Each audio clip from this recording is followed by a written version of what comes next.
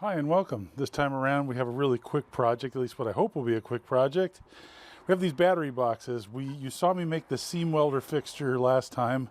Now they need a fixture that does two things. One, it will hold this piece and align it properly vertically so they can weld it around the top. And then second, it can be used, so it needs to be a little bit shorter than the length of this box minus the tabs where they let the weld run off. So it needs to be a little bit shorter so that they can press it onto a vacuum helium test fixture. So this needs to be able to press down in.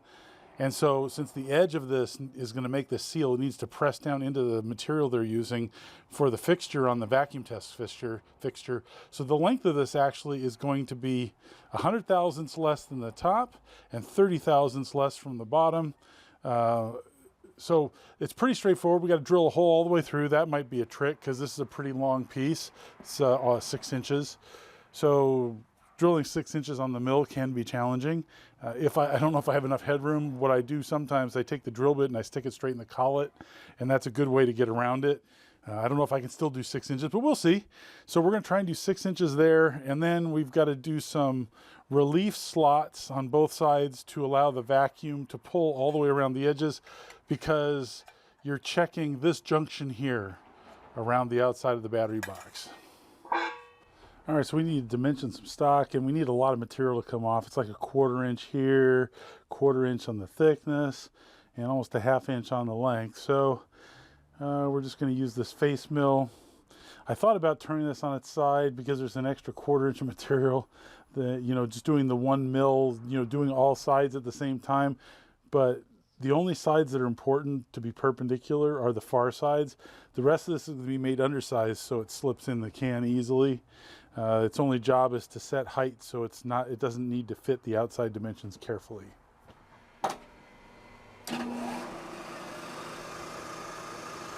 Start with a 50 thousandths pass.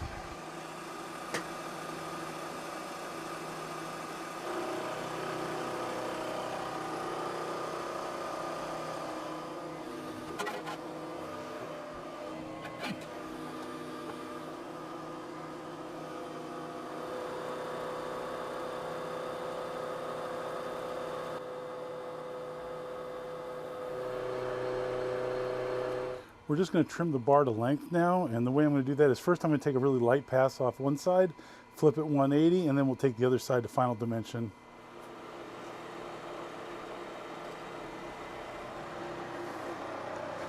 Now I've got Y-axis power feed, we can get a nice finish too, hopefully.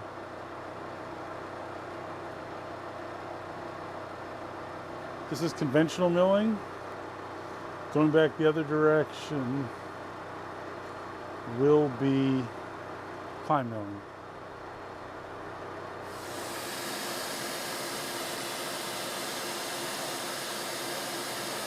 So when you're trying to measure a length and try and get it right, you have to take into account that if you measure after a spring pass, then you need to do it that way every time.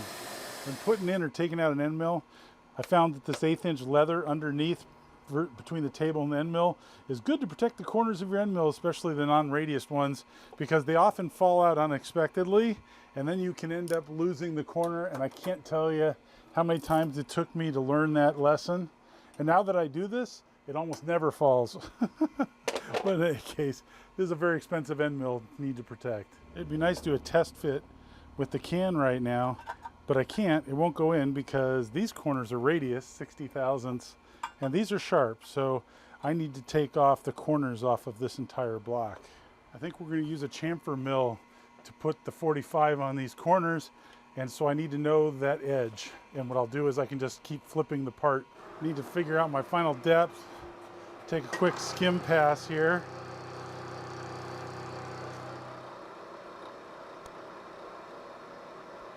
All right, so there's a bit of a burr on the end, but it should fit now. And that's a good fit. It has, I left 10 thousandths gap on each total between both sides. So 10 thousandths extra this way, 10 thousandths extra this way, so it should leave 5 thousandths aside. This thing fits really nicely.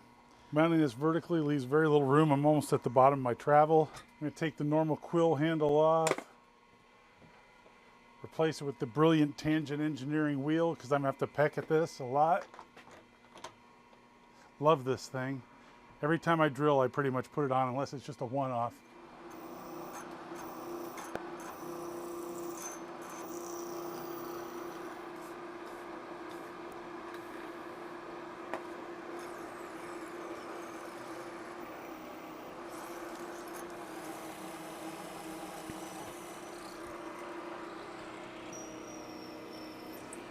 Hey, I made it.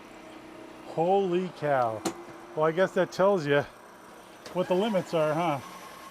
All right, let's see what we got here. Oh, you can see I spun on the drill bit a little bit because I barely had it grabbed.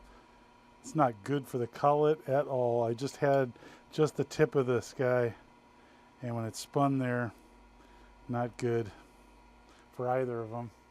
Now we're just going to cut a groove to let the gases escape. Set my Z-knot right here. This is a 1/4 inch end ball end mill.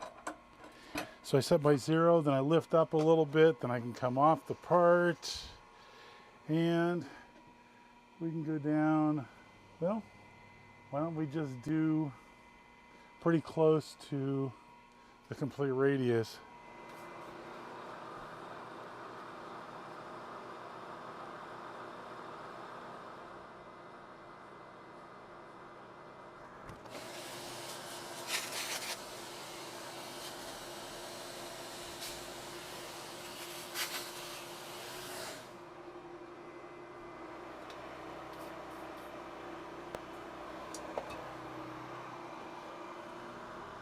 Alrighty, so you can see the part is in the end there. They still need to grind off both of these things. And then this part for the vacuum test would slide in there, and you can see that there's 25 thousandths extra material, and that would allow this to push and seal around this outside edge. Then they're going to add a 25 thousandths shim under here to set this height for laser welding around here. Looks like they still need to squeeze it as they go. In any case, that's it. Pretty simple project, but interesting outcome. Thanks for watching. Hope you find it useful. Hope to see you next time.